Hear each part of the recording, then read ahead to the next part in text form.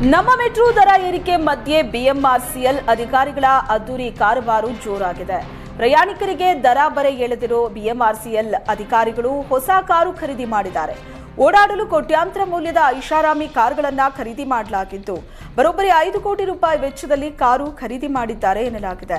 ಈ ಬಗ್ಗೆ ಬಿಎಂಆರ್ಸಿಎಲ್ ನೌಕರರ ಸಂಘದಿಂದ ಪತ್ರ ಬರೆಯಲಾಗಿದ್ದು, ಒಂದು ಕಾರಿಗೆ 45 ರಿಂದ 50 ಲಕ್ಷ ತಗುಲಿದ್ದು, 10ಕ್ಕೂ ಹೆಚ್ಚು ಕಾರು ಖರೀದಿಯಾಗಿರೋ ಬಗ್ಗೆ ಪತ್ರ ಬರೆಯಲಾಗಿದೆ.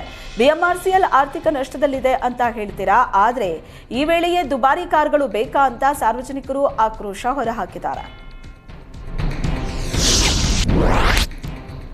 ರೇಣುಕಾಸ್ವಾಮಿ ಕೊಲೆ ಆರೋಪಿ ದರ್ಶನ್ 10 ತಿಂಗಳು ಬಳಿಕ ಸಿನಿಮಾ ಶೂಟಿಂಗ್ಗೆ ಕಂಬ್ಯಾಕ್ ಮಾಡಿದ್ದಾರೆ. ನೆನೆಯಿಂದಲೂ ಡೆವಿಲ್ ಚಿತ್ರೀಕರಣದಲ್ಲಿ ದರ್ಶನ್ ಭಾಗಿಯಾಗಿದ್ದು, ಸರ್ಕಾರಿ ಅತಿಥಿ ಗೃಹದಲ್ಲಿ ನೆನೆ ಚಿತ್ರೀಕರಣ ಮಾಡಿದ್ರು.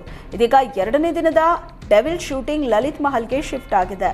ಲಲಿತ್ ಮಹಲ್ನಲ್ಲೂ ಬಿಗಿ ಭದ್ರತೆಯಲ್ಲಿ ಡೆವಿಲ್ ಚಿತ್ರೀಕರಣ ನಡೆದಿದ್ದು, ಗೇಟ್ನಲ್ಲಿ ಬೌನ್ಸರ್ಸ್ ನಿಯೋಜನೆ ಮಾಡಲಾಗಿದೆ. ಪುನೀತ್ ರಾಜ್ಕುಮಾರ್ 50ನೇ ಹುಟ್ಟುಹಬ್ಬದ ಹಿನ್ನೆಲೆ ಅಪ್ಪು ಅಭಿಮಾನಿಗಳಿಗೆ ಮಸಾಲಾ ಪುರಿ, ಪಾನಿಪುರಿ, ಬೇಲ್ಪುರಿಯನ್ನ ಉಚಿತವಾಗಿ ನೀಡಲಾಗ್ತಿದೆ. ಅಪ್ಪು ಬರ್ತ್ಡೇ ಜೊತೆ ಇಂಡಿಯಾ ಐಸಿಸಿ ಚಾಂಪಿಯನ್ಸ್ ಟ್ರೋಫಿ ಗೆದ್ದ ಖುಷಿಯಲ್ಲಿ ಅನಿಲ್ ಚಾಟ್ ಸೆಂಟರ್ ಈ ಆಫರ್ ನೀಡಿದೆ. ಮಹಾಲಕ್ಷ್ಮಿ ಲೇಔಟ್ನಲ್ಲಿರೋ Anil chat centre March 17 Appu ಜನ್ಮದಿನದಂದು ಸಂಜೆ 5 ರಿಂದ ಉಚಿತ ಚಾಟ್ಸ್ ನೀಡಲಿದೆಯಂತೆ. ಮಲೆಮಹದೇಶ್ವರ ಬೆಟ್ಟಕ್ಕೆ ಭಕ್ತರ ಆಗಮನ ದಿನದಿಂದ ದಿನಕ್ಕೆ ಏರ್ತಲೇ ಇದೆ. ಕಳೆದ 20 ದಿನದಲ್ಲಿ ಲಕ್ಷಾಂತರ ಭಕ್ತರು ಬೆಟ್ಟಕ್ಕೆ ಭೇಟಿ ನೀಡಿದ್ದು, ಮಲೆಮಹದೇಶ್ವರನ ಹುಂಡಿಯಲ್ಲಿ ದಾಖಲೆಯ ಮೊತ್ತ ಸಂಗ್ರಹ ಆಗಿದೆ. ಕೇವಲ 20 ದಿನದ ಅಂತರದಲ್ಲಿ 2 ಕೋಟಿ 85 ಲಕ್ಷ ಹಣ ಮಾದಪ್ಪನ ಹುಂಡಿ ಸೇರಿದೆ. ಜೊತೆಗೆ 27 ಗ್ರಾಂ ಚಿನ್ನ, 1 ಕೆಜಿ 800 ಗ್ರಾಂ ಬೆಳ್ಳಿ ಆಭರಣವನ್ನ ಭಕ್ತರು ಮಲೆಮಹದೇಶ್ವರನಿಗೆ ಅರ್ಪಿಸಿದ್ದಾರೆ. 31 ವಿದೇಶಿ ನೋಟ್ಗಳು ಮಾದಪ್ಪನ ಹುಂಡಿ ಸೇರಿದ್ದು, ವಿದೇಶಿ ಭಕ್ತರ ಆಗಮನವೂ ಹೆಚ್ಚಾಗಿದೆ. ಶಕ್ತಿ ದೇವತೆ ಹುಲಿಗೆಮ್ಮ ದೇವಿ ಹುಂಡಿ ಎಣಿಕೆ ಪೂರ್ಣಗೊಂಡಿದ್ದು, 40 ದಿನಗಳಲ್ಲಿ ಬರೋಬ್ಬರಿ 99,21,000ಕ್ಕೂ ಅಧಿಕ ದೇಣಿಗೆ ಸಂಗ್ರಹ ಆಗಿದೆ. ಕೊಪ್ಪಳ ತಾಲೂಕಿನ ಹುಲಿಗಿ ಗ್ರಾಮದಲ್ಲಿರೋ ಹುಲಿಗೆಮ್ಮ ದೇವಿ ದೇವಸ್ಥಾನದಲ್ಲಿ ಹುಂಡಿ ಎಣಿಕೆ ಮಾಡಲಾಯಿತು. 99 ಲಕ್ಷ ಹಣದ ಜೊತೆಗೆ 216 ಗ್ರಾಂ ಕಚ್ಚಾ ಬಂಗಾರ, 11.5 ಕೆಜಿ ಕಚ್ಚಾ ಬೆಳ್ಳಿ ಆಭರಣ ಕೂಡ ಭಕ್ತರಿಂದ ಸಂಗ್ರಹ ಆಗಿದೆ. ಕಾಂಗ್ರೆಸ್ ಪಾಳೆಯದಲ್ಲಿ ಕುರ್ಚಿ ಕಾದಾಟ ಜೋರಾಗಿದೆ. ಇಂದು ಡಿಸಿಎಂ ಡಿಕೆ ಶಿವಕುಮಾರ್ ಕಾಂಗ್ರೆಸ್ ಶಾಸಕರಿಗೆ ಔತಣಕೂಟ ಆಯೋಜಿಸಿದ್ದು, ಖಾಸಗಿ ಹೋಟೆಲ್ನಲ್ಲಿ ಡಿನ್ನರ್ ಪಾಲಿಟಿಕ್ಸ್ ನಡೆಯಲಿದೆ. ಕೆಪಿಸಿಸಿ ಅಧ್ಯಕ್ಷರ ಬದಲಾವಣೆ ಚರ್ಚೆ ನಡುವೆಯೂ ಡಿಕೆಶಿ ಔತಣಕೂಟ ಆಯೋಜಿಸಿದ್ದು, ಕಾಂಗ್ರೆಸ್ ಪಾಳೆಯದಲ್ಲಿ ಭಾರೀ ಕುತೂಹಲ ಮೂಡಿಸಿದೆ.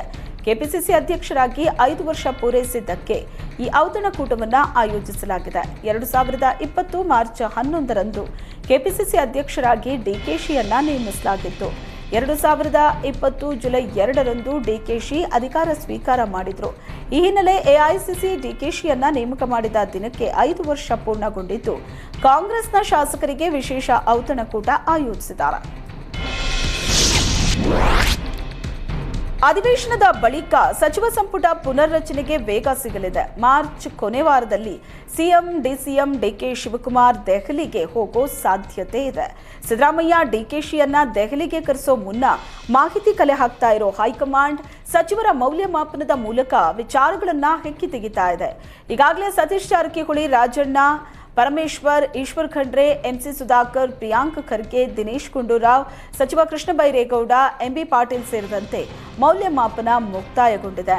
ಬಜೆಟ್ ಅಧಿವೇಶನದ ನಡುವೆಯೂ ಎಐಸಿಸಿ ನಾಯಕರು ಮೌಲ್ಯಮಾಪನ ನಡೆಸುತ್ತಿದ್ದು, ಸಚಿವರು ದೆಹಲಿಗೆ ತೆರಳಿ ಹೈಕಮಾಂಡ್ ಬಳಿ ತಮ್ಮ ಅಭಿಪ್ರಾಯವನ್ನ ತಿಳಿಸಿ ಬರ್ತಿದ್ದಾರೆ.